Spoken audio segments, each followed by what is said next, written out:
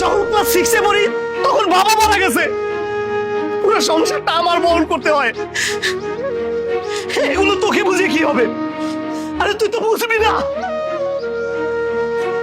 আমার যন্ত্রণা তো তুই বুঝবি না। তুই তো বাবার টাকা ছাড়া কিচ্ছু বুঝিস না। 10 টাকা ইনকাম করার ক্ষমতা আছে তোর? নেই তো, তাই না? একটা প্রতিবন্ধী তুই, তোর বাবার ঘাড়ে দিয়ে একটা বোঝা ছাড়া কিচ্ছু না। একটা কথা মনে রাখিস, we have so much attitude but no have any gratitude. No have any gratitude. I hate you, man. I hate you.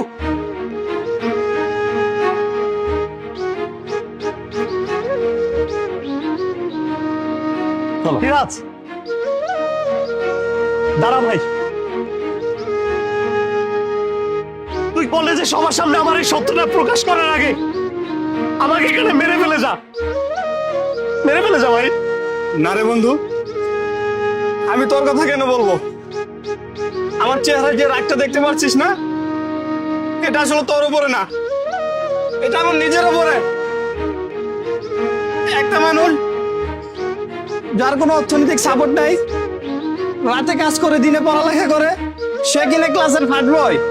আর বিপরীত আমি, বাপের এত কিছু থাকা সত্ত্বেও কিছুই করতে পারলাম না। তুই সত্যি বলেছিস, আমি বাবার ঘরে একটা বোঝা। তোকে দেখে অনেক কিছু শেখার আছে রে। ইউ আর রিয়েলি গ্রেট বন্ধু। বন্ধু, আমি তোকে অনেক হাত করে ফেলেছি, প্লিজ আমাকে ক্ষমা করে দে। এভাবে বলিস না বন্ধু। মানুষ যখন তার ভুল বুঝতে পারে, সে যখন অনুতপ্ত হয়, এরপরে আর কিচ্ছু থাকে না। প্লিজ ভাই, আমার বুকে